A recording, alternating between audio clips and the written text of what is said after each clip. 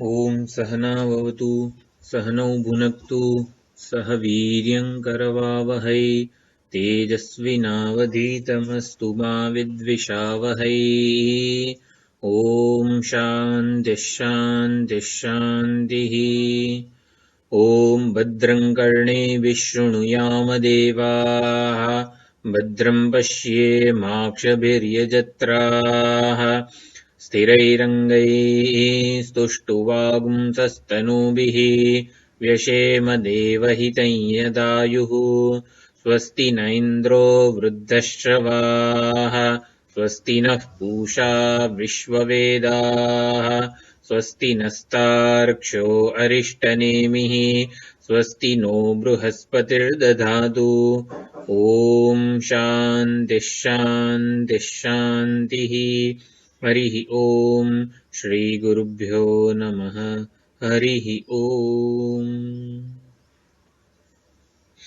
सदाशिवसमारम्भां शङ्कराचार्यमध्यमाम् अस्मदाचार्यपर्यन्तां वन्दे गुरुपरम्पराम् वन्दे गुरुपरम्पराम्।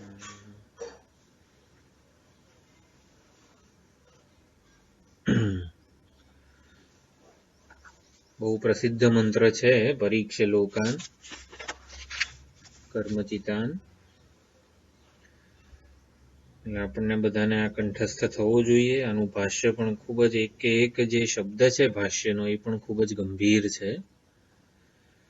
परीक्ष्य लोकान् कर्मचितान् ब्राह्मणः निर्वेदमायान् नास्त्यकृतः कृतेन तद्विज्ञानार्थं स गुरुमेवाभिगच्छेत् समित्पाणिः श्रोत्रियं ब्रह्मनिष्ठम्। तो तद्विज्ञानार्थं स गुरुम एव अभिगच्छेत् એટલે ચાર પ્રકારે એવ શબ્દનો અન્વય છે। સ ગુરુમ એવ અભિગચ્છેત એ વિરક્ત જિજ્ઞાસુ શિષ્ય સાધકે ગુરુ પાસે જ જવું જોઈએ। ગુરુ પાસે જવું જ જોઈએ એટલે ગુરુ પાસે જ જવું જોઈએ। એને માટે બીજો કોઈ વિકલ્પ નથી। સ ગુરુમ એટલે સહ એવ ગુરુમ અભિગચ્છેત એ વિરક્ત જિજ્ઞાસુ થાય પછી જ ગુરુ પાસે જવું જોઈએ। એટલે વિરક્ત જિજ્ઞાસુ વગેરે જે સાધન ચતુષ્ટય સંપન્ન અધિકારીત્વ પ્રાપ્ત કર્યા પછી સદગુરુનું શરણ લેવું જોઈએ। સ ગુરુમ અભિગચ્છેત એવ તો અભિગચ્છેત સાથે એવ જાય એટલે ગુરુ પાસે જવું જ જોઈએ। કારણ કે કલ્યાણનો બીજો કોઈ વિકલ્પ હોય તો એકવાર એ કરી લેવો જોઈએ। એટલે નિશ્ચય જન્મે કે કલ્યાણનો આ સદગુરુના શરણ સિવાય બીજો કોઈ વિકલ્પ જ નથી। એટલે એને ગુરુ પાસે જવું જ જોઈએ। એ ગુરુના માર્ગદર્શન વિના આ વસ્તુ બ્રહ્મ વિદ્યા પ્રાપ્ત થાય એવી નથી। ગુરુના ઉપદેશ વિના પ્રાપ્ત થાય એવી નથી। એમ દસમા છોકરાના કિસ્સામાં દસમાની શોધ અનાદિકાળથી બધા છોકરાઓ 10 છોકરાઓ કરી જ રહ્યા છે। એ ઉપદેશ સિવાય એ કે તું દસમો છું એ ઉપદેશ સિવાય દસમાની પ્રાપ્તિ થાય એવી નથી। કારણ કે સ્વપ્ને પણ એવી કલ્પના જન્મી ના શકે કે જેને હું બહાર શોધી રહ્યો છું એ વાસ્તવમાં નિત્ય પ્રાપ્ત જ છે, મારી અંદર જ છે કે હું જ છું।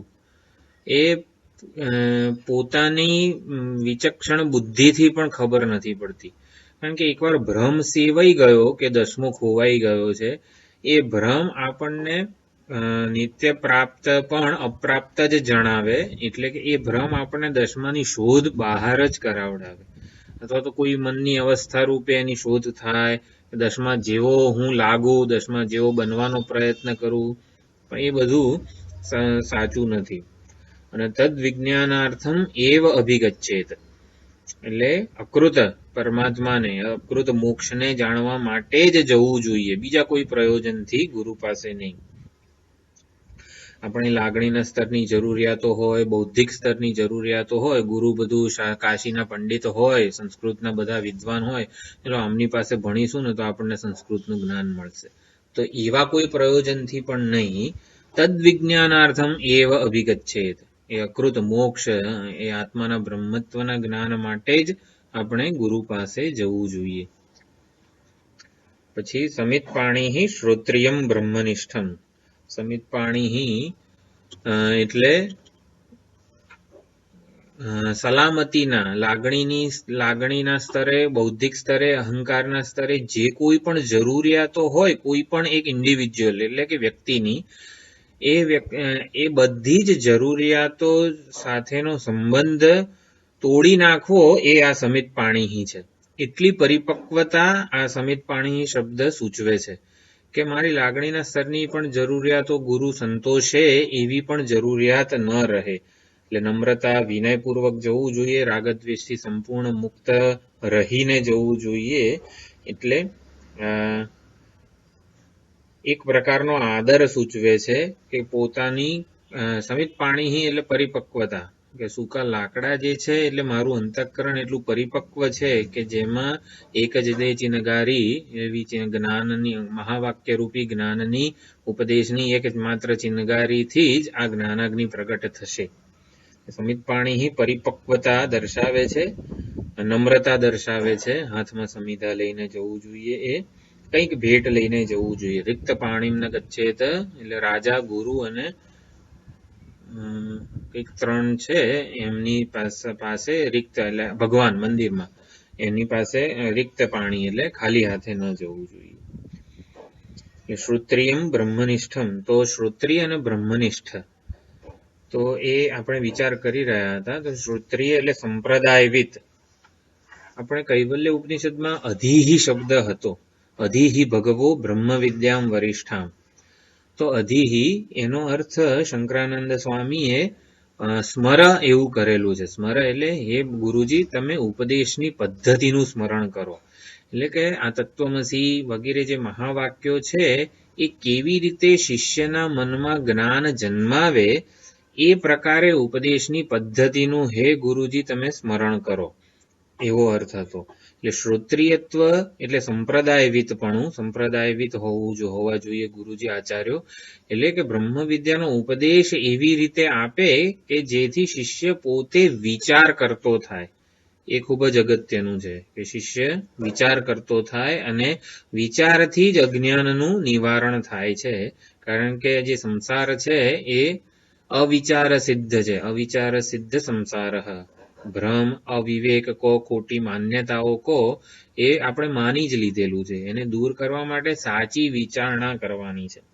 તો શિષ્યને વિચાર કરતો કરી જાણે એ શ્રોત્રિયત્વ છે ગુરુજીનું. એટલે અને ઉપદેશની પદ્ધતિથી આ ગુરુજી સારી પેઠે પરિચિત છે. વાચ્યાર્થમાંથી લક્ષ્યાર્થમાં જે મંડુક પ્લુતિ કે ક્વોન્ટમ જમ્પ કરવાનો હોય છે શિષ્યના પક્ષે, એ કેવળ અને કેવળ સંપ્રદાયવિત મહાત્માઓ જ કરાવી શકે છે શિષ્યને. એટલે કે તુરીય કો, આત્મા કો, બ્રહ્મ કો, શુદ્ધ, સત્યચિત, આનંદ, સત્યમ, જ્ઞાનમ, અનંતમ વગેરે બધા જ શબ્દો શાખાચંદ્ર ન્યાયે આત્માના બ્રહ્મત્વનું, અદ્વિતીયત્વનું પ્રતિપાદન કરે છે. એટલે શાખાનો અગ્રભાગ એને ચંદ્રમા જોડે કોઈ સંબંધ નથી.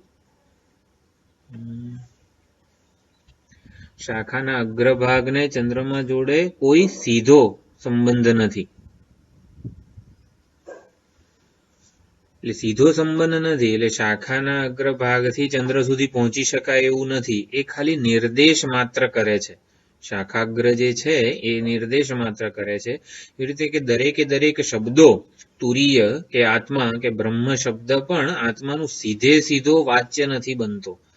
એટલે કે આત્મા શબ્દ એ આત્મા શબ્દનો પણ આત્મા બોલીએ એટલે આપણામાં આત્માનું જ્ઞાન જન્મતું નથી. જેમ ઘડો બોલીએ તો ઘડાની ઘટાકાર વૃત્તિ જન્મે, એવી રીતે આત્મા બોલવાથી આત્મા જેવો છે એનું વાસ્તવિક સ્વરૂપનું ઉદ્ઘાટન આપણી બુદ્ધિમાં થતું નથી.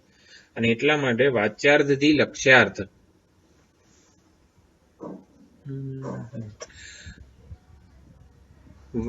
વાચ્યાર્થમાંથી લક્ષ્યાર્થમાં જે આપણી ગતિ થાય છે એ ક્વોન્ટમ જમ્પ કહે છે, અથવા તો મંડુક પ્લુતિ એવું આચાર્યો કહે છે. એ આ સંપ્રદાયવિત મહાત્મા જે આચાર્યો જે છે એ જ શિષ્ય પાસે કરાવી શકે છે. કારણ કે શ્રવણ કાળે ગુરુજી પોતે બ્રહ્મનિષ્ઠામાં જ હોય એ બ્રહ્મનિષ્ઠામાં રહેલા ગુરુજીનો હું જે છે એ બ્રહ્મ બનેલો હોય છે, બ્રહ્મરૂપ જ હોય છે. એટલે શિષ્યનો જે અહંકાર છે, શિષ્ય શ્રવણ કરી રહ્યો છે, તો શ્રવણ કોણ કરે? શ્રવણ શિષ્યના પક્ષે એક ક્રિયા છે, તો ક્રિયા કરનાર હંમેશા અહંકાર જ હોય. તો જે અહંકાર જે છે, જે શ્રવણ કરી રહ્યો છે, એ એટલે શિષ્યનો જે હું છે એ ગુરુજીના હું બ્રહ્મ સુધી બ્રહ્મમાં મળી જાય છે, ગુરુજીની સ્થિતિને પામી શકે એ પ્રકારે શિષ્ય શ્રવણ કરે છે. અને માટે એ શિષ્યનો હું એ ગુરુનો હું બની જાય એવી ઉપદેશની આ પદ્ધતિ છે, અને એને શ્રોત્રિયત્વ કહેવામાં આવેલું છે.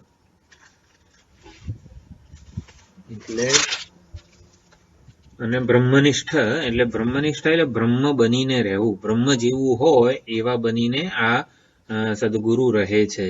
એટલે સર્વાત્મ ભાવ કો એનું અપરોક્ષ દર્શન આ સદગુરુને છે. પ્રત્યેક અભિન્ન બ્રહ્મના આવી રીતે અપરોક્ષ દર્શન છે. બ્રહ્મનિષ્ઠા છે એટલે શિષ્યમાં પણ બ્રહ્મનિષ્ઠા જન્માવી શકે છે, એટલા માટે બ્રહ્મનિષ્ઠ છે. કોઈ કર્તવ્ય શેષ નથી, કંઈ જ્ઞાતવ્ય કે કશું જ આ ગુરુને કંઈક બાકી રહ્યું નથી, માટે પૂરેપૂરા પૂર્ણ બ્રહ્મ સ્વરૂપ જ છે. તો અહીંયા શંકરાચાર્યજી કર્મચિતાન લોકાન પરીક્ષામાં કર્મચિતાન લોકાનના જે એક લક્ષણો કહે છે, વિશેષણ કહે છે, કર્મચિતાન લોકાન. આ કર્મચિતાન લોકાનના જેટલા છે એ આપણે થોડુંક વિચારી લઈએ. શંકરાચાર્યજીના ભાષ્યના શબ્દો છે.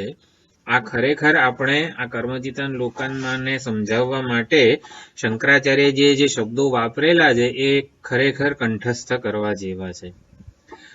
તો કર્મચિતાન લોકાન એટલે સંસાર ગતિ ભૂતાન, બીજાંકુરવત ઇતરેતરોત્પત્તિ નિમિત્તાન, અનેક અનર્થ શતસહસ્ર સંકુલાન, કદલી ગર્ભવત અસારાન, માયા મરીચી ઉદક ગંધર્વ નગરાકાર સ્વપ્ન જલ બુદ્બુદ ફેન સમાન, પ્રતિક્ષણ પ્રધ્વંસાન, અવિદ્યા કામ કર્મ દોષ પ્રવર્તિત કર્મચિતાન.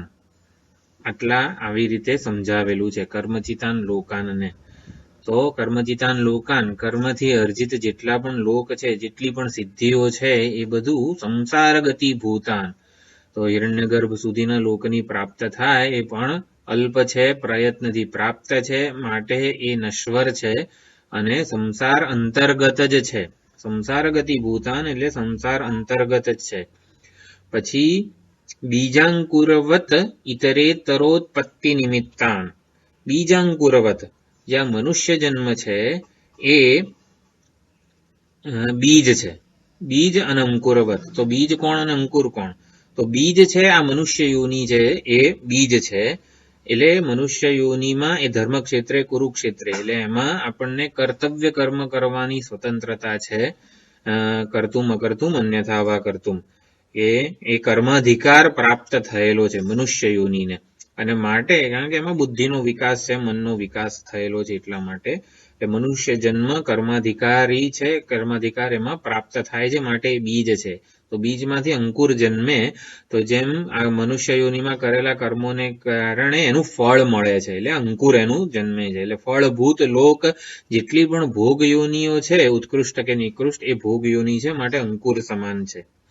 એટલે બીજા બધા જે છે ઉત્કૃષ્ટ કે નિકૃષ્ટ, એ ભોગ યોનિ છે, એટલે કે અંકુર એટલે કે ફળ સમાન છે, એટલે સાધ્ય છે. અને પછી સાધન શું છે? મનુષ્ય જન્મ, મનુષ્ય યોનિ એ સાધન છે. કર્મ કે ઉપાસના એમાં કરી શકાય. જે પ્રકારના કર્મો કરેલા હોય અને જે પ્રકારની ભાવનાઓ સેવી હોય એ કર્મ કરતા કરતા એને ઉપાસના કહેવાય. તો કર્મ અને ઉપાસનાનો અધિકાર જે મનુષ્ય જન્મમાં પ્રાપ્ત થાય છે, એટલે બીજાંકુરવત ઇતરેતરોત્પત્તિ નિમિત્તાન કીધું. જેવા કર્મ કર્યા હોય, જેવી ભાવનાઓ સેવી હોય, એ પ્રકારે આપણને બાકી પુનર્જન્મ વગેરે મળતો હોય છે, માટે બીજાંકુરવત કીધું. પછી અનેક અનર્ધ શતસહસ્ર સંકુલાન. તો કર્મચિતાન લોકાન જે કર્મરૂપી એટલે કે આ મનુષ્ય યોની અને બીજી ભોગ યોની, આ બધી અનેક શબ્દથી પણ સંતોષ ના થયો, એટલે શત એટલે સેંકડો, અનેક અને સહસ્ર સેંકડો, પછી એટલે આટલા બધા એમણે શંકરાચાર્ય જે વિશેષણ વાપર્યા છે અનર્થના, આટલા બધા અનર્થથી ભરેલું છે. અનેક અનર્થ શતસહસ્ર સંકુલાન, આ બધા દોષ દર્શનના જ, એટલે કે એની મર્યાદા આપણને સમજવાની છે. અનેક અનર્થ શતસહસ્ર સંકુલાન એટલે મને પૂર્ણ સંતોષ નહીં આપી શકે, કારણ કે એમાં ભોગતા ભોગ્યનું દ્વૈત હંમેશા રહી જ જાય છે. ગમે તેવી કર્મ ઉપાસના કરીએ એનું ફળ જ્યારે મળે ત્યારે પૂર્ણ સંતોષ ના જન્માવે, મને અપૂર્ણ રાખીને પોતે પૂરી થઈ જાય છે. માટે એ અનેક અનર્થ શતસહસ્ર સંકુલાન છે. પછી કદલી ગર્ભવત અસારાન, કદલી એટલે કેળા, કેળાનું ઝાડ હોય તો એનું જે થડ હોય એમાં એના ગર્ભમાં કંઈ સાર હોતો નથી. એક એક છાલ જે છે એ કાઢીએ એટલે એ પોલું જ હોય છે, અંદરથી પોલું હોય, પોલમ પોલ હોય બધું અંદર, એવું સ્વામીજી કહે છે. તો પોલમ પોલ હોય, જેમ કે આ દ્રાક્ષ છે, કદલી ગર્ભવત અસારાન, તો આ પ્લાસ્ટિકની છે, આ અસાર છે. અસાર છે એટલે શું? અસાર કોને કહેવાય? કે જેમાં કંઈ અંદર હોય નહીં, પોલમ પોલ હોય એને અસાર કહેવાય. તો પોલમ પોલ હોય એટલે સંસારને આટલા બધા કર્મ ઉપાસનાથી જેટલા ઉત્કૃષ્ટ ભોગો મળશે એ અસાર કઈ રીતે છે? તો જે પ્રયોજનથી અથવા તો જે સુખની પ્રાપ્તિ માટે મેં આ પ્રયત્ન કર્યો, આટલા કર્મો કર્યા, જે ઉપાસના કરી, તો એની જ્યારે પ્રાપ્તિ થાય છે એ ફળની, ત્યારે સુખ હોતું નથી. એટલે સુખ વગરના છે, એટલે સુખનો આભાસ થાય છે મને, માટે એને પ્રાપ્ત કરવાનો પ્રયત્ન કરું છું. પરંતુ હકીકતમાં એ સાચું સુખ હોતું નથી, સુખનો આભાસ માત્ર હોય છે. અને એ સુખનો આભાસનું જે બિંબ છે એ તો આત્મા હું જ હોઉં છું. મારા જ સુખ સ્વરૂપ આત્મા જે બિંબ છે એનું પ્રતિબિંબ મને એમાં જણાતું હોય છે. એ કદલી ગર્ભવત અસારાન એટલા માટે કીધું છે કે અંદર સુખ નથી, એની પ્રાપ્તિ થાય ને ત્યારે પણ એ પૂર્ણ સંતોષ કે સુખ આપણને જન્માવતું નથી. સ્વપ્ન જલ બુદ્ધ ફેન સમાન, એ પરપોટા ફીણ આ વગેરે બધું સ્વપ્ન તો બરોબર, પછી જલ બુદ્ધ ફેન, એટલે બુદ્ધ એટલે પરપોટા અને ફેન એટલે ફીણ. તો પરપોટા ફીણ આ બધું જળથી પૃથક હોતું નથી, જળનો જ વિકાર છે. છતાં પણ જળથી જાણે કે પૃથક પ્રતીત થાય છે. આ સમુદ્રના મોજા હોય એમાં ફીણ પરપોટા બધું જળ હોય ત્યારે પણ પ્રતીત થાય છે. એટલે પૃથક ન હોવા છતાં પણ પ્રતીત થાય છે. માટે એની પ્રતીતિ સ્વપ્નવત કીધી છે. જેમ સ્વપ્નમાં પણ અનેક આ સ્વપ્ન જગત બધું જે જણાય છે એ સ્વપ્ન દ્રષ્ટા કે મનથી, મારાથી ભિન્ન નથી, પૃથક નથી, છતાં પણ પૃથક જણાય છે. માટે આ જેટલા પણ દૃશ્ય જગત, જાગ્રત જગતના જેટલા પણ પદાર્થો છે એ મારાથી પૃથક નથી, દ્રષ્ટાથી પૃથક નથી, છતાં પણ પૃથક જણાઈ રહ્યા છે. માટે સ્વપ્ન જલ બુદ્ધ ફેન સમાન કીધું છે. એટલે સ્વપ્નવત પ્રાતિતિક છે. પ્રાતિતિક એટલે શું? પ્રતીતિ માત્ર છે, ખાલી દેખાય, હોય નહીં. એટલે ઈશ્વર નિર્મિત છે, માટે માયા મરીચી ઉદક ગન, એટલે માયા શબ્દ જે છે આ જાગૃત જગતના જે પદાર્થો છે ઈશ્વર સૃષ્ટિ જેને કહેવાય છે, એટલે ઈશ્વર નિર્મિત છે માટે માયા શબ્દ કીધો છે. પછી મરીચી ઉદક, મરીચી ઉદક એટલે મૃગજળ. તો મરીચી એટલે જે રેતી હોય, રેગિસ્તાન રણની રેતી હોય એને મરીચી કહેવાય. અને એમાં જે આપણને વક્રી ભવનને લીધે પાણીનો ભાસ થાય છે એટલે માયા મરીચી ઉદક, એટલે મૃગતૃષ્ણાની જેમ આપણને, એટલે મરીચિકા વાળી મહાપ્રવાહ, મૃગતૃષ્ણાના રૂપી નદીનો મહાન પ્રવાહ રણમાં જણાય છે. એટલે કે આ પાણી પીને મારી તૃષ્ણા છીપાશે, તૃષ્ણા નિવૃત્ત થશે, આ પાણી મારી તૃષ્ણાની તૃપ્તિ થશે એવો ભ્રમ જન્માવે છે.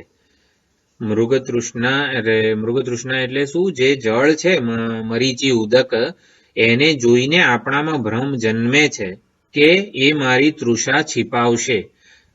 એટલે આવી જ રીતે આ જગતને પણ જોઈને આપણને એવું થાય છે કે આ મને સુખ આપશે, મારી સુખની ઈચ્છા જે છે એને પૂરી કરશે. માટે માયા મરીચી ઉદક કીધું છે.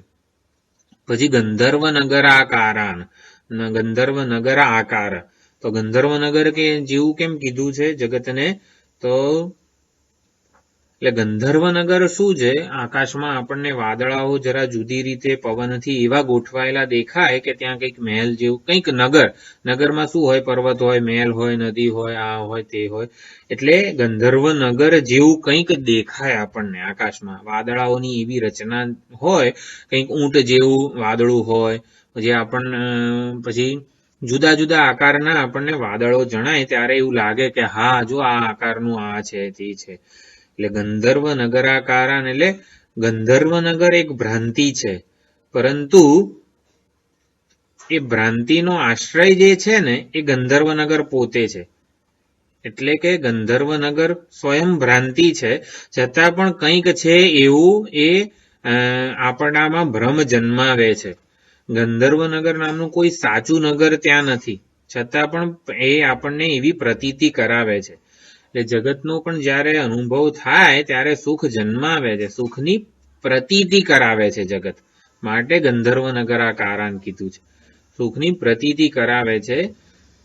હવે ગંધર્વનગર જ્યારે દેખાતું હોય, જણાતું હોય, પ્રતીત થતું હોય ત્યારે જ એ મિથ્યા છે.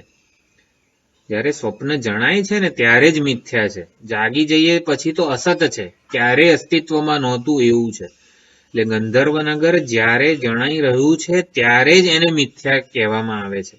મિથ્યા એટલે હોય નહીં છતાં પ્રતીત થાય એને મિથ્યા કીધું છે. તો ગંધર્વનગર જ્યારે જણાઈ રહ્યું છે ત્યારે જ એ મિથ્યા છે. સર્પ જે ક્ષણે મને જણાઈ રહ્યો છે મંદ અંધકારમાં ત્યારે જ એ મિથ્યા છે. જ્યારે ટોર્ચ લાવું, પ્રકાશ કરું ત્યારે સર્પ અસત થઈ જાય છે. અસત એટલે અત્યંત અભાવ. તો મિથ્યા કોને કીધું છે? પ્રતીતિ કાળે જ જે હોય, એ પ્રતીતિ છે ને ત્યારે જ એનો ભાસ થઈ રહ્યો છે, માટે ગંધર્વનગર. આ જગતમાં જેટલા પણ પદાર્થો છે એ પ્રાતીતિક છે, એટલે પ્રતીતિ સમકાલ સૃષ્ટિવાદ કહેવામાં આવે છે, એ સમાન જ છે, માટે મિથ્યા છે. પછી પરપોટો અને ફીણ આ બે વસ્તુઓ કીધી છે. એટલે પરપોટો સમાન નશ્વર છે આ જગત, અને ફીણ કેમ કીધું છે? પરપોટા અને ફીણમાં શું ફરક?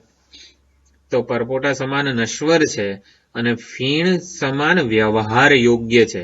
ફીણથી અનેક વ્યવહાર થતા હોય છે ઇન્ડસ્ટ્રીમાં, તો વ્યવહાર યોગ્ય છે માટે ફીણ સમાન કીધું છે. આચાર્યોએ કેટલો સુંદર વિચારણા કરેલી છે બધા ઉપર.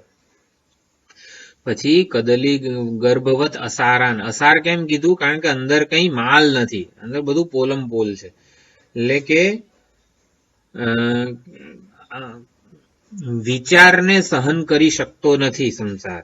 આપણે વિચારણા કરીએ ને તો એની અંદર સુખ બુદ્ધિ જતી રહે છે. વિચાર કરતા જ અંદર આપણને એની મર્યાદા કે અનર્થ વગેરે ખબર પડી જાય છે. એમાં ભોગ બુદ્ધિ કે સુખ બુદ્ધિ કે આસક્તિ રહેતી નથી, માટે અસાર કીધું છે. વિચાર એટલે શું? યાથાત્મ્ય વિચાર, એના સ્વરૂપનો જ્યારે વિચાર કરવામાં આવે ને ત્યારે એ અસાર હોય છે. એટલે કે વિચારને સહન કરી શકતો નથી સંસાર આપણને સત્ય જણાય છે, પણ સંસાર વિશે જેટલી વિચારણા કરીએ ને એવો તરત જ એ અસાર થઈ જાય છે, માટે એને કદલી ગર્ભવત અસારાન. તો આ સુંદર બધા પ્રતિક્ષણ પ્રધ્વંસાન, તો પ્રતિક્ષણ એનો પ્રધ્વંસ થઈ જ રહ્યો છે. અવિદ્યા કામ કર્મ દોષ પ્રવર્તિત કર્મચિતાન, અવિદ્યા કામ અને કર્મ એનાથી પ્રવર્તિત. જો કર્મ અને ઉપાસનાનો જરા પણ વાંધો નથી. કર્મ અને ઉપાસના જે ભાવનાથી કરવામાં આવે છે કે મને આનાથી સુખ પ્રાપ્ત થશે, અથવા તો હું આનાથી મોટો થઈશ, મારી મહાનતાની પૂર્ણતા પ્રાપ્ત કરવાની અહંકારની જે ઈચ્છાઓ છે એનો અહીંયા નિંદા કરવામાં આવતી હોય છે. કારણ કે અલ્પતામાંથી જન્મેલી જે જરૂરિયાત છે એ જરૂરિયાત ખોટી જ છે અહંકારની. એટલે અવિદ્યા કામ કર્મને દોષ કીધા છે. એટલે અવિદ્યા જે મારામાં અધૂરપની, ઇનએડિક્વસી ઇઝ ધ પ્રોબ્લેમ ઓફ સંસાર. પૂજ્ય સ્વામીજી કહે છે કે સંસાર પ્રોબ્લેમ છે એટલે ઇનએડિક્વસી, અસ્વસ્થતા, મારામાં અધૂરપ જન્મે એના વગરનો હું. એટલે અર્જુનને પણ ભીષ્મ દ્રોણ વગરનો હું સ્વીકૃત નહોતો. એટલે અર્જુનની એ અસ્વસ્થતા કે અસ્વીકૃતતા સમસ્યા હતી, જે શોક વિષાદ બધું જન્માવતી હતી. એટલે શોક મોહાદી સંસાર, એટલે શંકરાચાર્ય જે ભાષ્યમાં ત્યાં બીજભૂત દોષો કીધા છે સંસારના, એટલે ઇનએડિક્વસી, અસ્વસ્થતા, અસ્વીકૃતતા એ મહાન દોષ છે. એટલે અવિદ્યા એ જન્માવે છે આપણામાં, અને એના લીધે અનેક જરૂરિયાત વાળો હું મને પોતાને માનું છું, કલ્પું છું, અને જરૂરિયાતમાંથી જ સંકલ્પ જન્મે છે. સંકલ્પ પૂર્વક જ આ કામના, ઈચ્છા વગેરે જન્મે અને પછી કર્મો થાય. તો આ ઇનએડિક્વસી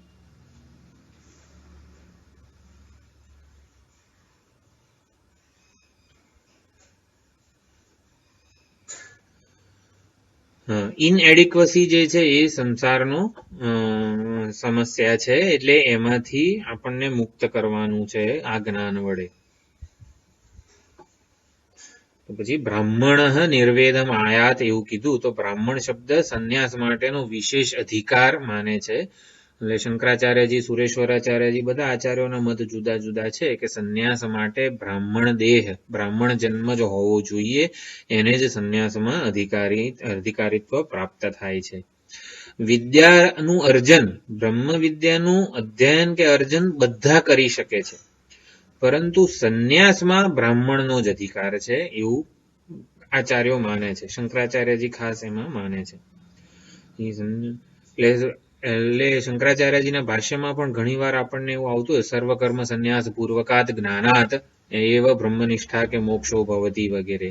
એટલે સંન્યાસ સહિતની બ્રહ્મ વિદ્યા જ મોક્ષનું સાધન છે. સંન્યાસ સહિતની બ્રહ્મ વિદ્યા જ મોક્ષનું સાધન છે એવું એટલા માટે બ્રાહ્મણ નિર્વેદમ આયાત એવું કીધેલું છે.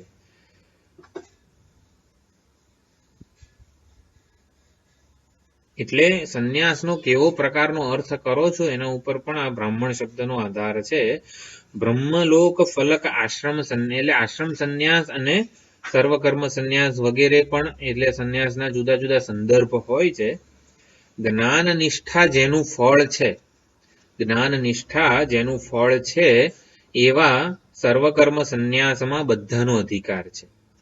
જો જ્ઞાન નિષ્ઠા જ જોઈએ છે તો પછી સર્વકર્મ સંન્યાસ એ સાધન છે, અને સર્વકર્મ સંન્યાસમાં બધાનો અધિકાર છે. જે કોઈ મુમુક્ષુ સાધક હોય એનો સર્વકર્મ સંન્યાસમાં અધિકાર છે. પરંતુ બ્રહ્મલોકમાં જઈને જે કર્મમુક્તિ વગેરેની જે વાત હતી, તો બ્રહ્મલોક ફલક એ આશ્રમ સંન્યાસની વાત હતી, અને એમાં કેવળ અને કેવળ બ્રાહ્મણનો અધિકાર છે. જે બ્રહ્મલોક એટલે આશ્રમ સંન્યાસ, એમાં કેવળ બ્રાહ્મણનો જ અધિકાર છે. પછી વૈરાગ્ય નિર્વેદમ આયાત, નિર્વેદ એટલે વૈરાગ્ય, નિશ્ચિત વેદનમ નિર્વેદમ.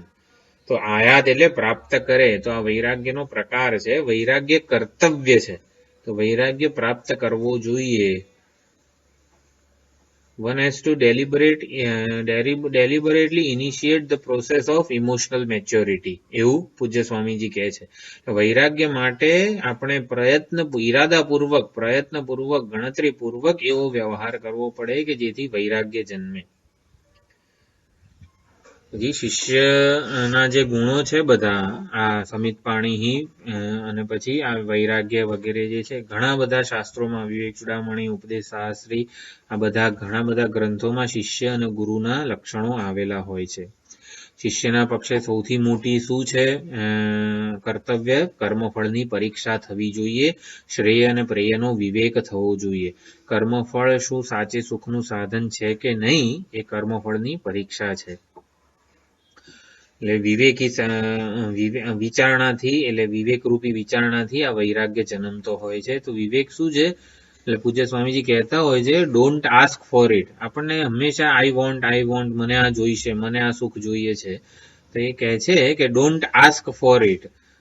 મહેરબાની કરીને કોઈ વસ્તુની માગણી કરશો નહીં. If you ask for it you will get it. જે પ્રમાણે તમે માગણી કરશો ને એવી પરિસ્થિતિ, એ સંજોગો, એ વ્યક્તિ, વસ્તુ તમને મળીને જ રહેશે. If you ask for it you will get it, એટલે તમને મળશે.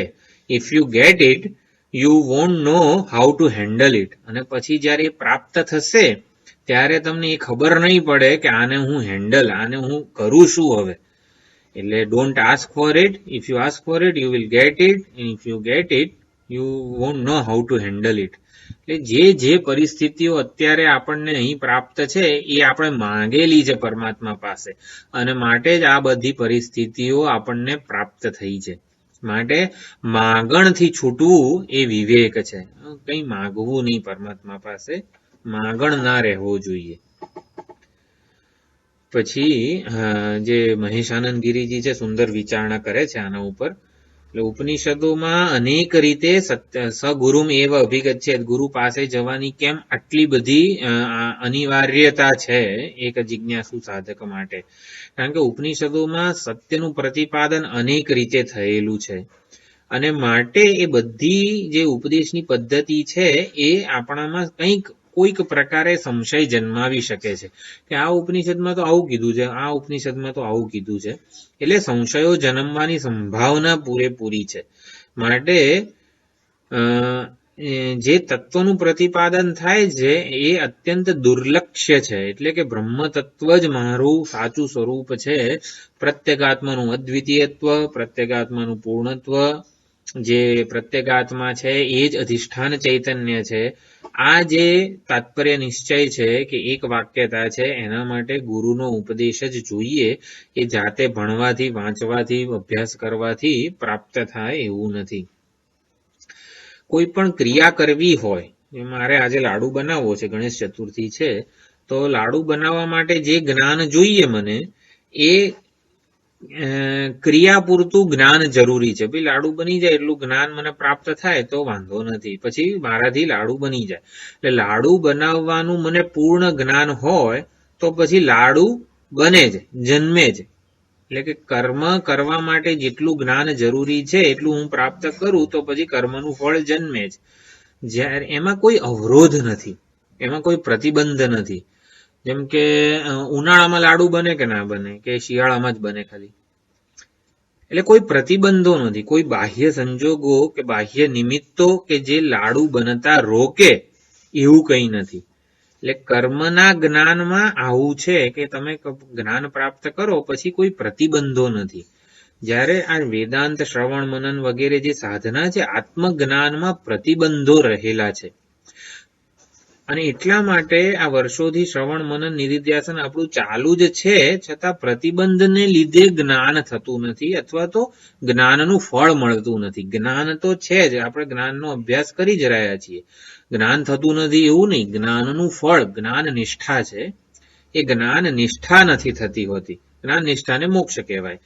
તો જ્ઞાન નિષ્ઠા એ જ્ઞાનનું ફળ છે, એ જન્મતું નથી. એકવાર ખબર પડી ગઈ લાડુ કઈ રીતે બનાવાય, પછી શિયાળામાં બનાવો, ચોમાસામાં બનાવો, ગમે ત્યારે બનાવો, તાવ આવતો હોય, માંદા હોય અને લાડુ બનાવે તો લાડુ બને જ.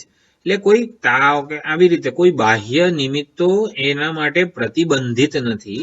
જ્યારે અહીંયા પ્રમેય અને પ્રમાણ ગત જે સંશયો એટલે કે પ્રતિબંધો રહેલા છે શિષ્યના પક્ષે, સાધકના પક્ષે, અનાદિકાળથી જે વાસનાઓ, જૂના સંસ્કારો, ટેવો, આ બધું છે, વિપરીત ભાવનાઓ જે સેવી હોય એ બધા પ્રતિબંધો છે.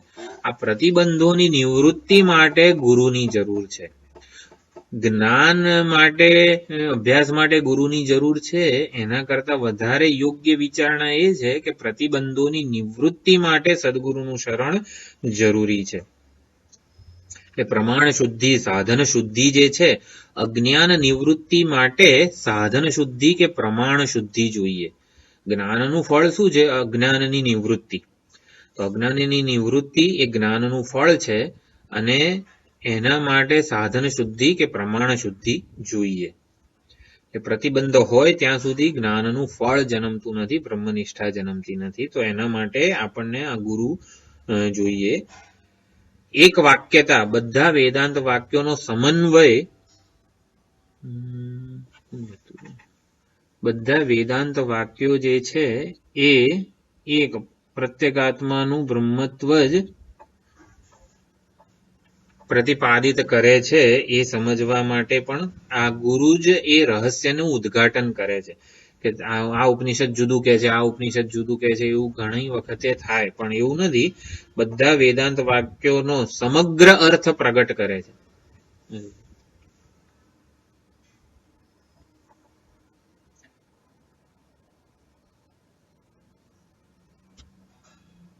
સમગ્ર અર્થ પ્રગટ કરે છે.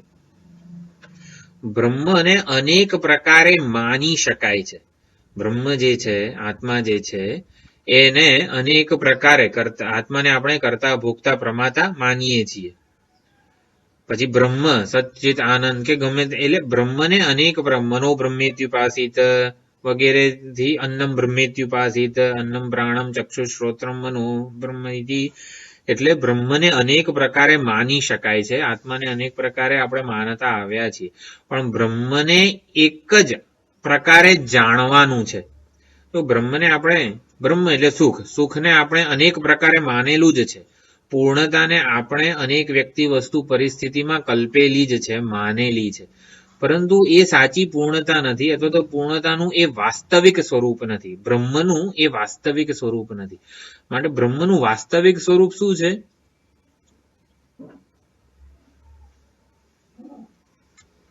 બ્રહ્મનું વાસ્તવિક સ્વરૂપ શું છે?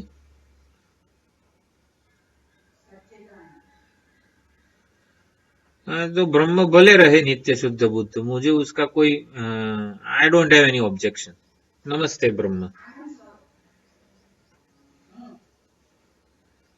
हाँ तो भी મેં કીધું કે બ્રહ્મ એટલે સુખ કે એને અનેક પ્રકારે માની શકાય છે, પરંતુ જાણવું એને એક જ પ્રકારે પડે.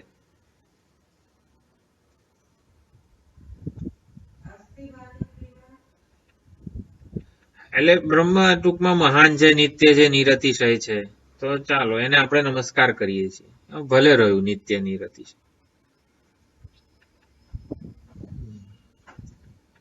ગમે તેવું સુખ હોય, મહાન હોય, નિત્ય હોય, નિરતિશય, તમારાથી જુદું હોય તો તમને કઈ એનું પ્રયોજન છે? નમસ્તે જ કરવાનું રહે ને. ઈશ્વર મહાન છે, ચાલો નમસ્કાર ભગવાનને. એટલે ઈશ્વર આત્મા છે એ સમજવાનું છે, એના માટે વેદાંતની પ્રવૃત્તિ છે. એટલે બ્રહ્મને વાસ્તવિક સ્વરૂપે જાણવાનું છે. તો બ્રહ્મનું વાસ્તવિક સ્વરૂપ આત્મા છે. એ માત્ર ને માત્ર સદગુરુ જ એનું એ રહસ્યનું ઉદ્ઘાટન કરી શકે છે. એટલે બ્રહ્મનું આત્મ સ્વરૂપે પ્રતિપાદન કે ઉદ્ઘાટન માત્ર ને માત્ર સંપ્રદાયવિત શ્રોત્રિય અને બ્રહ્મનિષ્ઠ આચાર્યો જ કરી શકે છે. સુંદર વિચારણા અહીંયા બધી આપણા આચાર્યોએ કરેલી છે. એટલે ખરેખર આનો આનંદ આપણને આવે. સર્વ વેદાંત વાક્યોનો સમન્વય આવી રીતે બ્રહ્મને અનેક પ્રકારે માનતા આવ્યા જ છીએ આપણે, પરંતુ એને એક જ પ્રકારે જાણવાનું છે. મારા આત્મ સ્વરૂપે મારાથી પ્રત્યેક અભિન્ન બ્રહ્મ, પ્રત્યેગાત્માથી અભિન્ન એટલે કે પ્રત્યેગાત્મ સ્વરૂપે જ એને જાણવાનું છે. પરમાત્માની પ્રાપ્તિ થશે તો પોતાનાથી અભિન્ન સ્વરૂપે જ થશે. પરમાત્માને હું મારાથી જુદો કોઈ પ્રતિપાદન ના કરી શકે. પરમાત્માને તમે તમારાથી જુદા સમજી પણ ના શકો, જાણી પણ ના શકો. પરમાત્માનું આત્મ સ્વરૂપે જ ઓળખાણ થાય, કારણ કે એ એનું વાસ્તવિક સ્વરૂપ છે. કે જેને હું દસમાને બહાર શોધી રહ્યો છું એની વાસ્તવિક પ્રાપ્તિ કઈ કહેવાય? આત્મ સ્વરૂપે જ. એવી જ રીતે બ્રહ્મની વાસ્તવિક પ્રાપ્તિ, વાસ્તવિક સ્વરૂપ શું છે? આત્મા જ છે. માટે આ રહસ્ય ગુરુ ઉદ્ઘાટન કરે છે, માટે ગુરુ પાસે જવું જોઈએ. પછી ઘણા સંશયો હોય કે આ હું તો આટલો બધો દુઃખનો અનુભવ કરી રહ્યો છું, તો હું કઈ રીતે બ્રહ્મ હોઉં વગેરે, અને આ જગત આટલું ઠોસ નક્કર જણાય છે, મિથ્યા કઈ રીતે હોય? સંશયો અનેક છે. આ બે મુખ્ય સંશય છે. હું બ્રહ્મ કઈ રીતે હોઉં અને જગત મિથ્યા કઈ રીતે હોય, આ બે મુખ્ય સંશય છે. બાકીના જેટલા પણ સંશય છે એ અવાંતર આના જ સંશયો છે. મુખ્ય આ બે સંશય છે. આ સંશયની નિવૃત્તિ માટે ઘણા બધા અવાંતર સંશયો એવા છે કે આ ભગવદ્ ગીતા ભગવાને અહીંયા ઉપનિષદો, ઔપનિષદ જ્ઞાન છે એ કીધું પ્રાચીન છે. અત્યારે આ ટેકનોલોજીના વિજ્ઞાનના યુગમાં આ બધું જ્ઞાન કઈ રીતે ઉપયોગી છે કે સાર્થક છે? ઘણા આપણને એવા સંશય જન્મી શકે. અત્યારે વિકાસ કરવાનો છે, બધાનું એમ આગળ પ્રગતિ, સફળતા અને આ તે બધું કરવાનું છે, તેમાં બ્રહ્મ વિદ્યાના આ બધું જે છે એ કઈ રીતે સાર્થક છે? વિજ્ઞાન યુગમાં આ બધું ક્યાં આવ્યું? તો આ પ્રકારના પણ સંશયો હોય છે. તો સંશય નિવૃત્તિ માટે ગુરુનો ઉપદેશ જ જરૂરી છે. સંશય અને વિપર્યય દૂર કરવા માટે ગુરુ જ સમર્થ છે. પછી સૂક્ષ્મ બ્રહ્મ તત્વ જે છે અત્યંત સૂક્ષ્મ છે. આત્મા જે છે એ આત્માનું બ્રહ્મત્વ અત્યંત સૂક્ષ્મ વસ્તુ છે. સૂચ ધાતુને ઔણાદિક મન પ્રત્યય લાગે એટલે સૂક્ષ્મ શબ્દ બનતો હોય છે. એટલે સૂક્ષ્મ છે, અત્યંત દુર્લક્ષ્ય છે. એટલે સૂચિત કરવું અત્યંત કઠિન છે કે બ્રહ્મનું અન્ય દેવ તદ વિદિતાદ અથો અવિદિતાદ અધિ. એટલે આવી રીતે જ પ્રતિપાદન થઈ શકે છે. એમાં શબ્દની પ્રવૃત્તિનું કોઈ નિમિત્ત નથી. જાતિ, ક્રિયા, ગુણ, સંબંધ, રૂઢિ આ બધું કશું જ નથી. માટે અત્યંત સૂક્ષ્મ છે અને માટે ગુરુનો ઉપદેશ જ જરૂરી છે. કોઈક રીતે શિષ્યની બુદ્ધિમાં બ્રહ્મ વિશેની સ્પષ્ટ સમજ જન્મે ને એના માટે ગુરુજી પ્રયત્ન કરતા હોય છે. અને માટે એ જીવંત ગુરુ જ જોઈએ પાછા, અને એની પણ ખૂબ જ આવશ્યકતા છે. શ્રવણ, મનન, નિધિધ્યાસન વગેરે જે ગુરુ ઉપદિષ્ટ ઉપાયો છે એનાથી જ આ બ્રહ્મ વિદ્યા કે જે બ્રહ્મનું જ્ઞાન છે એ સ્પષ્ટ થતું હોય છે. શ્રવણ એટલે ઉપનિષદના તાત્પર્યનો નિશ્ચય થવો. ઉપનિષદો એકમાત્ર મારા હું પૂર્ણ છું એનું પ્રતિપાદન કરી રહ્યા છે. આ હું પૂર્ણ છું એને જ આચાર્યો પ્રત્યેગાત્માનું પૂર્ણત્વ, પ્રત્યેગાત્માનું અદ્વિતીયત્વ, પ્રત્યેગાત્મા જ અધિષ્ઠાન ચૈતન્ય છે એવું કહે છે. એટલે આ તાત્પર્ય નિશ્ચય છે. તો શ્રવણ દરમિયાન આ ઉપનિષદોનો તાત્પર્ય નિશ્ચય થાય. ઉપનિષદ પ્રતિપાદિત પ્રત્યેક અભિન્ન બ્રહ્મ જ સત્ય છે. પરમાત્મા મારાથી એટલે જીવો બ્રહ્મૈવ નાપરઃ, બ્રહ્મ સત્યમ જગન્મિથ્યા, જીવો બ્રહ્મૈવ નાપરઃ. આ જ સનાતન સત્ય છે એવો વિચાર કરવો એને મનન કીધું છે. તાત્પર્ય નિશ્ચય થવો એ શ્રવણ છે. પછી બ્રહ્મ સત્ય જગન મિથ્યા, જીવો બ્રહ્મૈવ નાપરઃ. એટલે બધા જ ઉપનિષદો પ્રત્યેક અભિન્ન પરમાત્માનું નિરૂપણ કરે છે. પરમાત્માનું સુખનું, પૂર્ણતાનું, શાશ્વત આનંદનું ત્યાં છે એવી રીતે પ્રતિપાદન નથી કરતા. પ્રત્યેક અભિન્ન મારા આત્મ સ્વરૂપે જ પૂર્ણતાને પ્રગટ કરે છે એ વિચાર કરવો એને મનન કીધું છે. અને દેહાત્મ બુદ્ધિ રૂપી જે પૂર્વ સંસ્કારો જે છે, કર્તા, ભોગતા, વિષયાસક્તિ વગેરેને કાઢવા માટે હું બ્રહ્મ બનીને રહું, બ્રહ્મ તરીકે હું વ્યવહાર કરું એ નિધિધ્યાસન છે. તો વારંવાર અદ્વૈતનું જ અનુસંધાન થાય, અદ્વૈતના સંસ્કારો દ્રઢ થાય એ નિધિધ્યાસન છે. આ પ્રત્યેગાત્માનું પ્રામાણિકપણે થતું ઉદ્ઘાટન. પ્રામાણિક એટલે ઓલું પ્રામાણિક ઓનેસ્ટી એ પ્રામાણિક નહીં. પ્રામાણિક એટલે પ્રમાણ સિદ્ધ. પ્રમાણ શું છે? શાસ્ત્ર. તો પ્રત્યેગાત્માનું ઉપનિષદ વગેરે શાસ્ત્ર પ્રમાણ છે. તો પ્રત્યેગાત્માની પ્રામાણિક બ્રહ્મરૂપતાનું વિચાર કે અનુસંધાન કરવું. પ્રત્યેગાત્મા બ્રહ્મ જ છે એવું પ્રમાણપૂર્વક વિચારણા કરવી. પ્રમાણ એટલે હું બ્રહ્મ છું, હા મને એવું નહીં. એટલે પોતાના આરામ ખુરશી પર બેસીને તુક્કા લગાવવા હું તો બ્રહ્મ છું એવું નહીં. પ્રામાણિક વિચારણા, પ્રત્યેગાત્માના બ્રહ્મરૂપતાની પ્રામાણિક વિચારણા એને નિધિધ્યાસન કહેવામાં આવે છે, વિચાર કહેવામાં આવે છે. એનું અનુસંધાન કરવું એટલે એના સંસ્કાર દ્રઢ થાય. બ્રહ્મ પ્રત્યયની આવૃત્તિ કરવી એ મહત્વની છે નિધિધ્યાસનમાં. બ્રહ્મ પ્રત્યય, હું બ્રહ્મ છું, પૂર્ણ છું, શાશ્વત નિરતિશય આનંદ સ્વરૂપ છું. આ બ્રહ્મ પ્રત્યય જે છે એની આવૃત્તિ થતી રહે છે નિધિધ્યાસનમાં.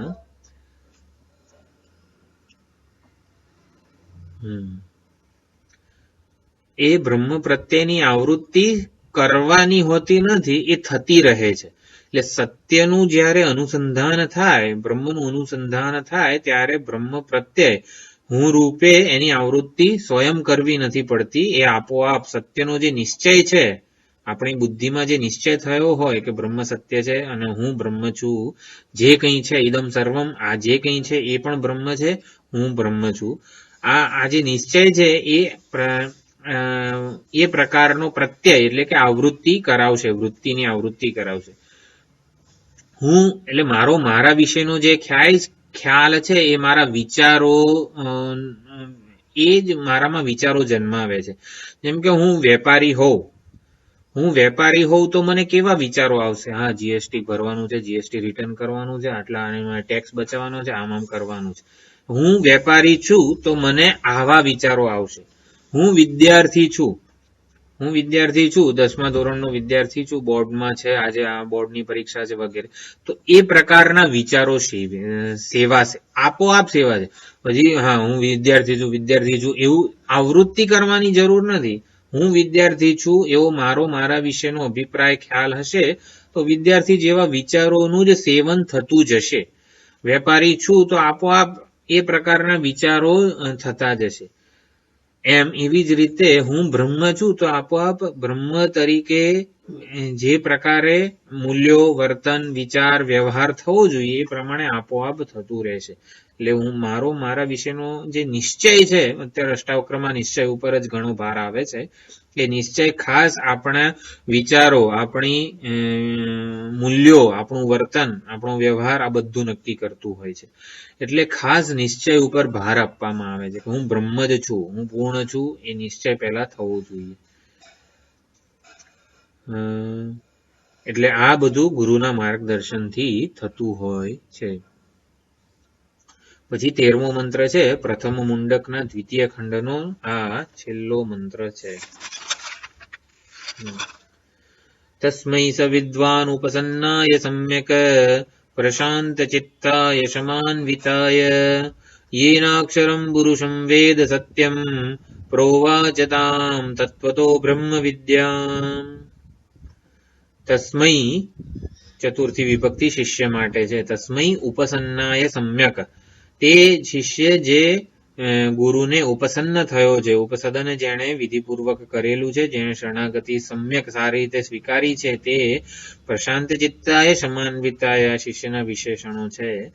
એ પ્રશાંત ચિત્ત અને સંપૂર્ણ આવી રીતે જીતેન્દ્રિય છે એવા શિષ્યને સહ વિદ્વાન એ ગુરુજી येन અક્ષરમ સત્યમ પુરુષમ વેદ, એટલે એ શિષ્ય સત્ય એવા અક્ષર પુરુષને જાણે એવી રીતે તત્વતઃ, એવી રીતે બ્રહ્મ વિદ્યાનો તત્વતઃ ઉપદેશ પ્રોવાચ, એને ગુરુજીએ ઉપદેશ કરવો જોઈએ બ્રહ્મ વિદ્યાનો.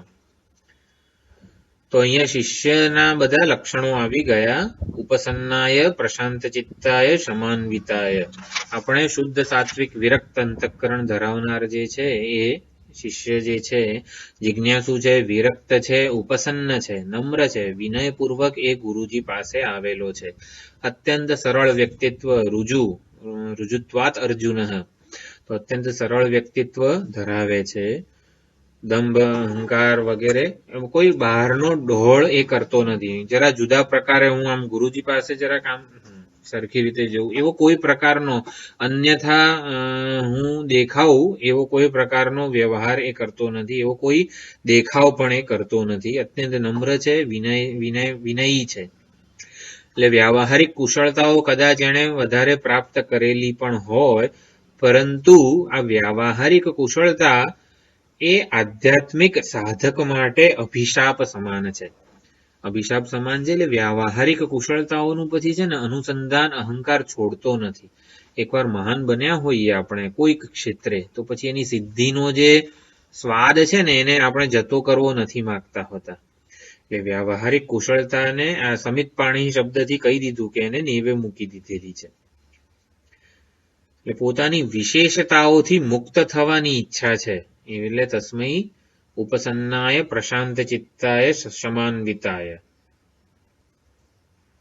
એટલે મારી ઉપાધિના સ્તરની જેટલી પણ વિશેષતાઓ છે, મહાનતાઓ છે, એનાથી મુક્ત થવું છે એવી જેની ઈચ્છા છે. એટલા માટે પ્રશાંત ચિત્તાએ કીધું છે કે પ્રશાંત ચિત્ત ક્યારે હોય? જ્યારે ઉપાધિના સ્તરે પોતાને પુરવાર કરવાની જરૂર ના હોય. હું મહાન છું વગેરે, મારી આટલી વિશેષતાઓ છે વગેરે. એટલે મનની જ્ઞાન માટેની અનુકૂળ અવસ્થા આ પ્રશાંત ચિત્ત વડે કીધું છે. મન ક્યારે જ્ઞાન માટે, જ્ઞાન પ્રાપ્તિ માટે અનુકૂળ હોય? તો એ પ્રશાંત ચિત્ત હોય, એટલે નમ્રતા હોય. કોઈ ઉપાધિનું સામર્થ્ય થી પોતાને માપવાની જરૂરિયાતથી આ શિષ્ય મુક્ત થયેલો છે. પછી સમાન્વિતાય એટલે ઇન્દ્રિયોની જ્ઞાન પ્રાપ્તિ માટેની અનુકૂળતા, અનુકૂળ સ્થિતિથી સમાન્વિતાય કીધું છે. એક કલાક બેસી ના શકતો હોય, કેમ કંઈક એટલું બધું અંદર દબાણ છે, હતપત છે કે 1 કલાક કોઈને શાંતિથી બેસીને સાંભળી ના શકીએ. એટલે સમાન્વિતાએ કીધું છે કે ઇન્દ્રિયોની જ્ઞાન પ્રાપ્તિ માટેની અનુકૂળ અવસ્થા છે. બાહ્ય પ્રવૃત્તિથી આપણે ઉપરામ થયેલા હોઈએ એ ખૂબ જ જરૂરી છે. માટે સમાન્વિતાએ કીધું છે. કંઈક કરવા, આ શ્રવણથી કે આ અભ્યાસથી પણ કંઈ મેળવવાનું નથી. એટલે અપ્રાપ્ત વસ્તુ નથી મેળવવાની. કંઈ કરવાથી કંઈ મેળવવાનું ના હોય, કંઈ ન કરવાથી કંઈ ગુમાવવાનું ના હોય. આ પ્રશાંત ચિત્તાએ સમાન્વિતાએ શિષ્ય છે. શિષ્ય માટે કંઈ સિદ્ધ કરવાનું નથી. આટલું ભણીને હું ભણી લીધું, મેં આટલું ભણી લીધું, બધા ઉપનિષદો ભણી લીધા, એવું કંઈ સર્ટિફિકેટ એને જોઈતું નથી. એટલે કંઈ સિદ્ધ કરવાનું નથી. કંઈ સિદ્ધ કરવાનું નથી એટલે કોઈ અપેક્ષા નથી, કોઈ જરૂરિયાત નથી, અને માટે એ પ્રશાંત ચિત્ત છે અને સમાન્વિત છે. જગતમાં કે અંદર પોતાનામાં પણ કોઈ પ્રકારનો બાહ્ય ઉપાધિના સ્તરે ફેરફાર કરવાની જરૂરિયાતથી એ મુક્ત છે. કે મારી બુદ્ધિને તીક્ષ્ણ કરવા માટે હું તર્ક સંગ્રહ ભણું ને પાણીની ભણું, અમરકોશ ગોખી કાઢું, એ બધી કોઈ જરૂરિયાતથી મુક્ત છે. ઉપાધિના સ્તરે આવી કોઈ મહાન બનવાનો પ્રયત્ન નથી. જે છે પોતાની ઉપાધિ અને આ જગત, એનો જેટલી મર્યાદાઓ હોય એ તો ઈશ્વર રચિત છે. ઈશ્વર રચિત જેટલી પણ મર્યાદાઓ આ ઉપાધિમાં અને જગતમાં મૂકેલી છે, એનો પ્રસન્નતાથી આદરપૂર્વક એ સ્વીકાર કરે છે અને બધાનો પોતાનામાં સમાવેશ કરે છે. એટલે આને જ વૈરાગ્ય કીધો છે. વૈરાગ્ય એટલે સ્વસ્થ સંબંધ. તો મારી જોડે અને જગત જોડે સ્વસ્થ સંબંધ છે, એટલે કે મેં જેટલી પણ મર્યાદાઓ છે એનો સ્વીકાર કરેલો છે, જેટલી પણ વિશેષતાઓ છે એનાથી હું વધારે વિશિષ્ટ થવું એવું હું માનતો નથી. ઉપાધિના સ્તરે જેટલી કુશળતા કે વિશેષતા રહેલી છે એનો ઉપયોગ પણ આવી રીતે જ્ઞાન પ્રાપ્તિમાં કરું, જ્ઞાન પ્રાપ્તિને અનુકૂળ હું મારું જીવન બનાવી દઉં, એવો આ શિષ્ય છે. જ્યારે શિષ્ય આવી રીતે ઉપસન્ન થાય છે ગુરુજીને, ત્યારે એ ઉપદેશ આપે છે. તો આ પણ તબક્કો ખૂબ જ મહત્વનો છે. માટે ઉપનિષદ ખાસ એનો ઉલ્લેખ કરે છે કે શિષ્ય જ્યારે અધિકારી હોય ત્યારે ગુરુએ એને ઉપદેશ આપવો જ જોઈએ. આ જ વસ્તુને વિવેક ચૂડામણી વગેરે જે ગ્રંથો છે આપણા, એમાં સુંદર રીતે ડ્રામેટાઇઝ કરેલી હોય છે. ડ્રામેટાઇઝ એટલે એવો અભિનય કરેલો હોય છે. વૈરાગ્યમ ચ મુમુક્ષુત્વમ તીવ્રમ યસ્ય તુ વિદ્યતે તસ્મિન્નેવાર્થવંત સ્યુઃ ફલવંત શમાદયઃ. વૈરાગ્ય અને મુમુક્ષા જેના તીવ્ર છે એને જ આ જ્ઞાન પ્રાપ્તિ રૂપી જે પ્રયત્ન છે, આ સમાધિ, ષટક સંપત્તિ વગેરે બધું અનાયાસે પ્રાપ્ત થઈ જાય છે. ફળ એટલે વૈરાગ્ય અને મુમુક્ષાને તીવ્રતર બનાવવાનો પ્રયત્ન શિષ્યએ, સાધકે કરવાનો હોય છે. મંદ તો કરવાનું કઈ રીતે? વૈરાગ્ય અને મુમુક્ષાને તીવ્રતર કઈ રીતે બનાવવી? તો મંદ મધ્યમ રૂપાપી વૈરાગ્યેણ સમાધિના ગુરો શુશ્રૂષયાવાપી પ્રવૃદ્ધા સૂયતે ફલમ. તો મંદ અને મધ્યમ હોઈ શકે છે મુમુક્ષા અને વૈરાગ્ય, છતાં પણ એને તીવ્ર કઈ રીતે બનાવવાની? પ્રસાદેન ગુરોસેયમ પ્રવૃદ્ધા સૂયતે ફલમ. આપણી મુમુક્ષા પ્રવૃદ્ધા એટલે અત્યંત તીવ્ર બનવી જોઈએ. તો કઈ રીતે? ગુરુ સેવાથી જ એ મુમુક્ષા જે છે, વૈરાગ્ય છે, એ આપણો તીવ્ર બનતો હોય છે. પ્રવૃદ્ધા એટલે ફળ જન્માવે. વૈરાગ્ય ને મુમુક્ષા જ્ઞાન નિષ્ઠા રૂપી ફળ જન્માવવી જોઈએ. એટલે જ્ઞાન નિષ્ઠા કે મુમુક્ષા સુધી પહોંચાડે એટલી તીવ્ર વૈરાગ્ય અને મુમુક્ષા ગુરુ સેવાથી થતી હોય છે. તીવ્રતરા વૈરાગ્ય, તીવ્રતરા મુમુક્ષા અને વૈરાગ્ય ગુરુ સેવાથી બનતો હોય છે, જે જ્ઞાન નિષ્ઠા કે મોક્ષ રૂપી ફળ સુધી આપણને પહોંચાડે છે. એટલે સેવા શુશ્રૂષા વગેરે જે છે એ આવી રીતે અધિકારીત્વ પ્રાપ્ત કરાવે છે. ગુરુ પાસે અધિકારી શિષ્ય આવે, અથવા તો ગુરુ પાસે આવીને શિષ્ય અધિકારી બને, બંને થતું હોય છે. ત્યારે એ સત્પાત્ર જે શિષ્ય છે એને બ્રહ્મ વિદ્યાની ઉપદેશ કરવો જોઈએ. યેન સત્યમ પુરુષમ વેદ અક્ષરમ વેદ, એને એ અક્ષર પરમાત્માનું જ્ઞાન થાય એ રીતે તત્વથી બ્રહ્મ વિદ્યાનો ઉપદેશ કરવો જોઈએ. પ્રોવાચ એવું કીધું છે ઉપનિષદમાં. બ્રહ્મ વિદ્યાની આ પરંપરા જે છે એ જળવાય, વિદ્યા પરંપરાની શુદ્ધિ જળવાય, વિદ્યાનું ગૌરવ જળવાય, એ હેતુથી આવા અધિકારી શિષ્યને ગુરુએ ઉપદેશ કરવો જોઈએ. બ્રહ્મ જિજ્ઞાસા વાળો અધિકારી સાધક હોય તો બ્રહ્મ વિદ્યા કહેવી જ જોઈએ. આ ઉપદેશની વિધિ છે. તો ઉપદેશની વિધિ શિષ્યના પક્ષે શું હતું? ઉપસદન વિધિ હતી. અને ઉપસદન વિધિનું અભિગચ્છેદ વગેરે, અભિગચ્છેદ એ ઉપસદન વિધિ છે શિષ્યના પક્ષે. અને અહીંયા આ 13મા મંત્રમાં ઉપદેશ વિધિ છે. વિધિ એટલે ગુરુના પક્ષે રહેલી ઉપદેશ વિધિ છે. તો વિવેક ચૂડામણીમાં પણ સુંદર શ્લોકો છે આ ઉપદેશ વિધિના. તથા વદંતમ શરણાગતમ સ્વમ સંસાર દાવા નલતાપ તપ્તમ નિરીક્ષ કારુણ્ય રસાર્દ્ર દૃષ્ટ્યા દદ્યાદ અભીતિમ સહસા મહાત્મા. એ પ્રકારે તથા વદંતમ, હે ગુરુજી મારો ઉદ્ધાર કરો, આ સંસાર રૂપી દાવાનળથી હું સંતપ્ત છું એમ કરીને તમને શરણાગત થયો છું. આવું બોલતો બોલતો શિષ્ય આવે છે અને એ શરણાગત થયો છે અને એને જોઈને કારુણ્ય રસાર્દ દૃષ્ટ્યા એટલે ગુરુજીની અત્યંત કરુણાથી પ્રેરાઈની જે રસ આનંદ રસ વાળી જે દૃષ્ટિ છે એનાથી પહેલા ગુરુજીએ એ શિષ્યને અભયદાન આપવું જોઈએ કે મા ભૈષ્ટ વિદ્વન, હે વિદ્વાન, હે શિષ્ય, તું ભય પામીશ નહીં. સંસાર રૂપી દાવાનળથી છૂટવાનો ઉપાય છે. જે માર્ગે અમે બધા આ મહાત્માઓ સંસાર સાગરને તરી ગયા એ માર્ગનો હું ચોક્કસ તને ઉપદેશ કરીશ એમ કરીને અભયદાન આપવું જોઈએ. તું મારી શરણમાં છે, હવે તારે બીજા શરણમાં જવાની, બીજી કોઈ શરણની, સંસારની કોઈ પણ શરણ લેવાની જરૂરિયાત રહી નથી. તો આવી રીતે અભયદાન આપવું જોઈએ. પ્રોવાચતામ તત્વતો બ્રહ્મવિદ્યાનો આવી રીતે ઉપદેશ કરવો જોઈએ.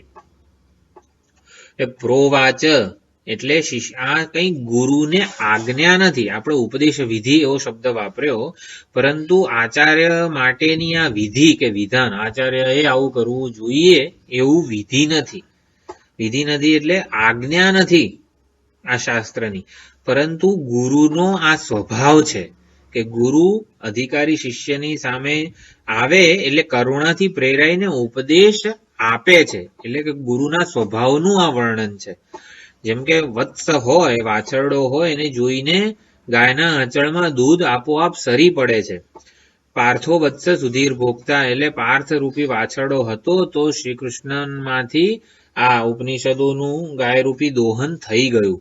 એટલે એમના મુખમાંથી અનાયાસે ભગવદ્ ગીતાનો ઉપદેશ સરી પડ્યો છે. તો ઉપસન્નાય શબ્દ છે શિષ્યના પક્ષે, એટલે ઉપ વત્તા સન્ન, સદધાતુ, ઉપનિષદમાં જે સદધાતુ છે એ જ અહીંયા સદધાતુ છે. તો ઉપસદ શબ્દ છે, ઉપસદ ધાતુને ત પ્રત્યય લાગે એટલે ઉપસન્ન શબ્દ બને છે. તો ઉપસન્ન એટલે શું? ગુરુને સન્મુખ હોવું એને ઉપસન્ન કહેવામાં આવે છે. ગુરુને સન્મુખ, ગુરુની જ્યાં સ્થિતિ છે, જેને ગુરુ જોઈ રહ્યા છે. ગુરુજી બ્રહ્માત્મ નિષ્ઠામાં સ્થિત છે, તો બ્રહ્મને જ આત્મ સ્વરૂપે એ દર્શન કરી રહ્યા છે, સર્વાત્મ ભાવ સંપન્ન છે.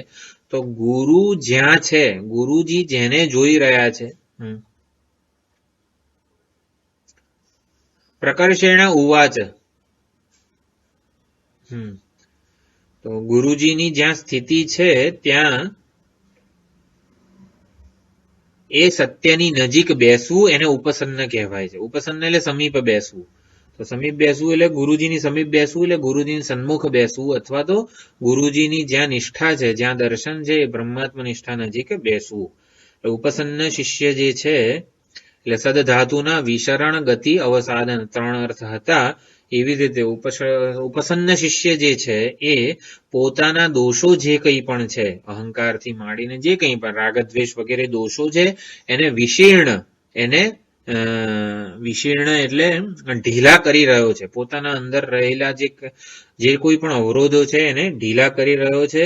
પછી ગતિ એટલે કે ગુરુજીની જે સ્થિતિ છે એને જાણવાનો પ્રયત્ન કરી રહ્યો છે. ગુરુજીમાં જે સર્વાત્મ દર્શન છે, બ્રહ્મનિષ્ઠા છે, એને જાણવાનો પ્રયત્ન કરી રહ્યો છે. અને ગતિ પછી અવસાદન, પોતાનું અવિદ્યારૂપી અજ્ઞાન જે છે, એ મૂળ અવિદ્યા જે છે એને દૂર કરવાનો એ પ્રયત્ન કરી રહ્યો છે. તો ઉપસન્ન એ સદધાતુ જ છે. 3 અર્થ એના એ પ્રકારે થાય છે.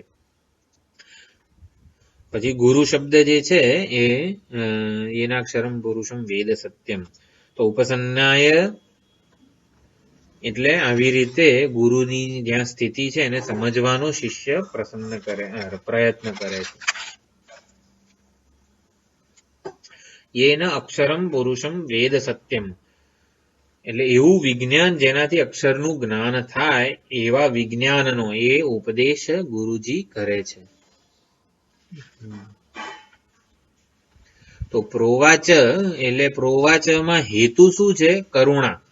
ગુરુજી શેનાથી પ્રેરાઈને ઉપદેશ આપે? તો કરુણાથી પ્રેરાઈને જ ઉપદેશ આપે છે. પરાવિદ્યા જે છે એની સંપ્રદાય પરંપરા ચાલુ રહે એના માટે પરાવિદ્યાનું સ્વરૂપ સમજાવવું એ ખૂબ જ જરૂરી છે.